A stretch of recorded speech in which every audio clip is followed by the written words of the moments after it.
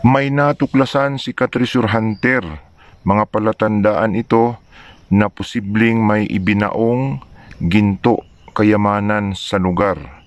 Kaya panuorin po ninyo ang bidyong ito sapagkat atin pong i-analyze ang kanya pong mga natuklasang marker, sign ng Yamashita Treasure.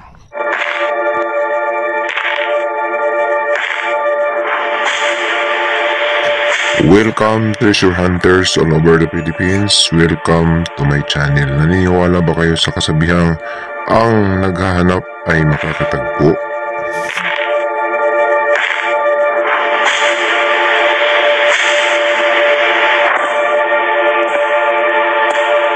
Magandang araw po sa kanilang lahat.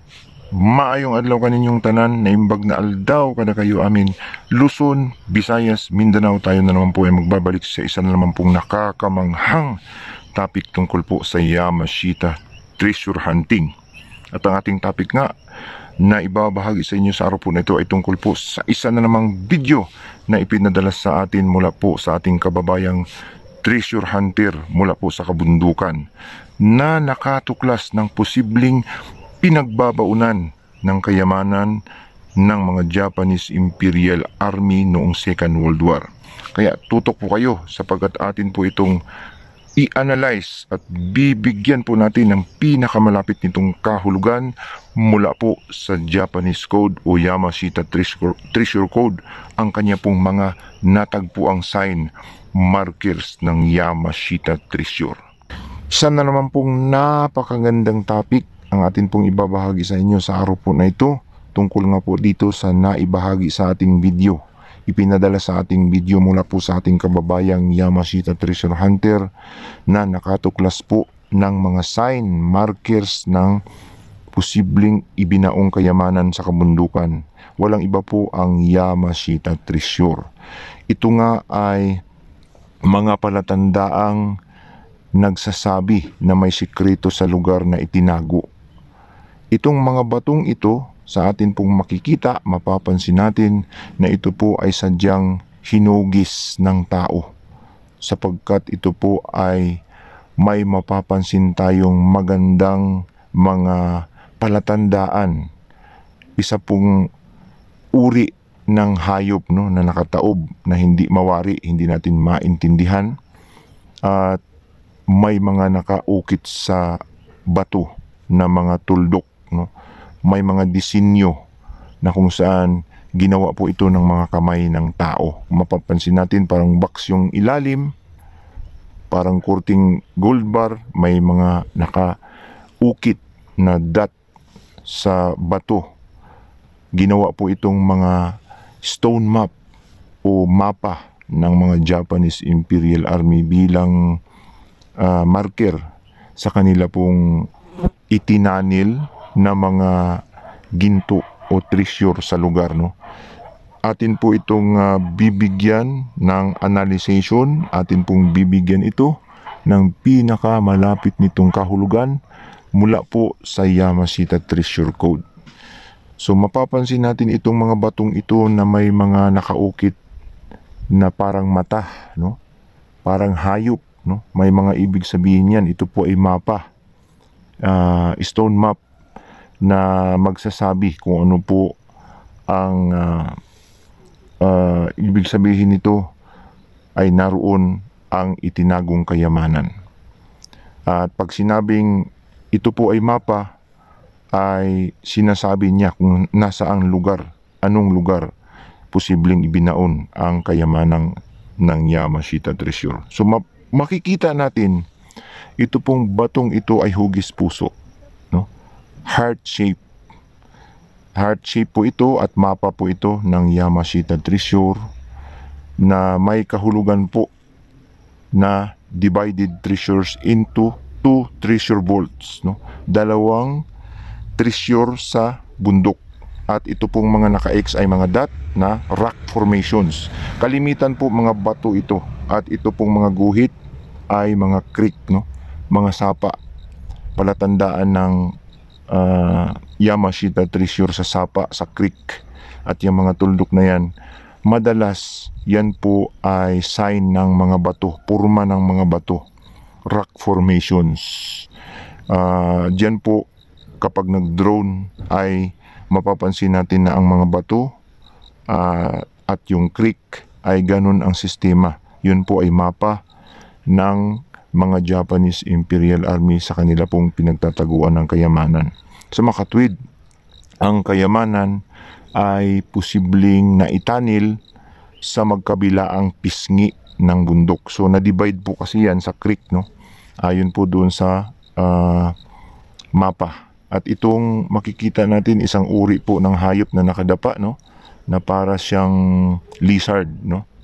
May mata sa gilid na yan ay nagsasabi, nakatingin po yan sa posibleng entrance at nagsasabi siya ng tunnel, no? May tunnel. Yan ay atin pong bibigyan ng kahulugan ito na ito ay nagsasabing Yamashita treasure under, no? May Yamashita treasure sa ilalim. At saang ilalim, ito po ay nagsasabing Yamashita treasure inside the tunnel, no? May tunnel sa ilalim, may treasure sa ilalim, nakapaloob sa nasa loob ng tunnel. So, nakatunnel, na itanil, no, sa ilalim ng magkabilaang bundok. Dalawa yung bundok dyan, for sure, na divide sa creek. Yun nga po yung ayon doon sa mapa. Yan po ang ating analyzation, no. Napakagandang stone map itong mapang ginawa ng mga Hapon.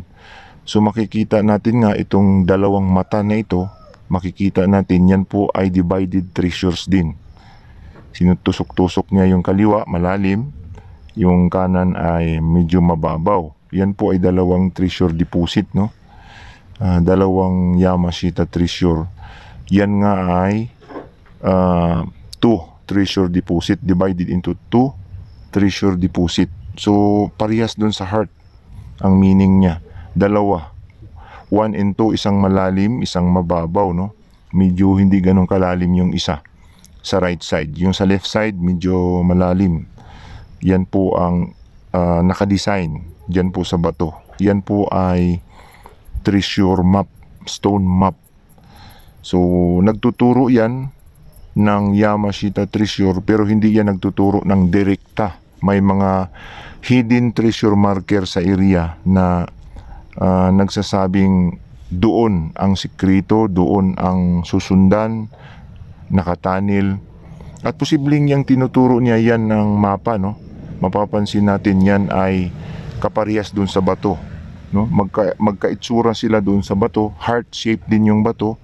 Yan, may creek sa gitna at magkabila ang pisngi ng bundok ay nariyan ang Yamashita treasure. So napakagaling, no? Hindi natin mapapansin yan, tricky yan sapagkat hindi natin malalaman yan kapag nasa malapit tayo. Kapag tayo po ay nagdo-drone sa itaas, ay makikita natin yung mga nakaukit sa bato ay kaparihas sa itsura po ng bundok na yan. Yan ay stone map, no? At yan nga, sa gitna ng bundok na yan ay may sikretong space o treasure vault magkabilaan. Diyan itinago ayon doon sa stone map. Ayon po sa Yamashita treasure code. Yan ang pinagkukuhanan natin ng base ay ayon po doon sa code, no, na makikita natin sa Yamashita treasure hunting. At yan ay dinagdagan lamang natin ng analyzation sa atin pong sariling analyze. Pero mahalata naman kasi natin na eksakto yung nakasulat sa bato doon po sa itsura ng lugar. So subok ko na yan, marami na akong mga natuklasan na ganyan na ang bato ay kapariha sa itsura ng bundok at area. At yung mga heart shapes na mga arrow sa ilalim ay yun ang susundan para matuklasan yung treasure vault. At yan ay nasa ilalim ng bundok, no? Mapapansin natin yung design na yan, yung tuldok na yan ay nasa gitna ng bundok. Posibleng may space mismong sa gitna ng bundok, magkabilaan yan, sa magkabilaang pisngi. At yun ay nakatanil. So kung shortcut natin, doon ang digging spot mismong sa gitna ng bundok, i-calculate mo yon. Yung pinakagitna ng bundok, magkabilaan, sisintrohin mo yon ay may treasure vault sa ilalim. So, ano ang itsura ng treasure vault? Makikita din natin sa itsura ng mga bato, no? Na nakadesinyo yung bato na parang kwadrado, no? Parang square yung mga bato. So, yun po ay nakadesign din na yung treasure vault, yung space na nasa ilalim ay kaparihas doon sa dinisinyo nilang nakaukit sa bato. Kaparihas nitong makikita natin na nakaumbok sa batong ito. Ito po ang treasure vault, itsura ng treasure vault, no? O box, treasure in box. At ito ay itsura ng treasure chamber, no? Formation ng treasure chamber. Posibleng yung kanilang ginawa na space sa gitna ng bundok ay kaparihas dito, no? Kapag nakapasok ka sa loob ng bundok ay may ginawa silang ganyan ang itsura na space. At nandyan sa loob niyan ang Yamashita treasure na nakabox, no? Treasure in box. Yan po ay ating analyzation, no? At napaka maliwanag na siguradong may boxes at may void space, no? Na ganun ang itsura, parang box sa gitna ng bundok. At kapag natumbok yun ang Yamashita treasure. Naroon ang mga kayamanan. So napakalinaw na nasa gitna, no? Sintruhin lang yung bundok na yan at matatamaan mo yung sinasabi ng hugis puso na yan na divided treasure into 2 treasure vaults. So yun po mga makikita nating dots dyan ay mga rock formations po yan. Yan po yung mga naka-file ng mga bato dyan na malalaki. Yan po ang itsura sa aerial view sa itaas. Napakagaling ang mga Japanese Imperial Army, napakahusay sa paggawa po ng mga stone map, no? At yan lang po ang ating masasabi na ang shortcut ay nasa sentro ng bundok, magkabilaan. Nandyan po ang digging spot. So sa kabila, divided lang sa creek. Sa kabila ay may isang treasure na hindi ganong kalalim, no? Medyo mababaw. At dito sa left side ay medyo malalim. Medyo malaki siguro itong nasa left side. So yun po ay ayon doon sa disenyo ng mapa na bato, no? Yamashita treasure map.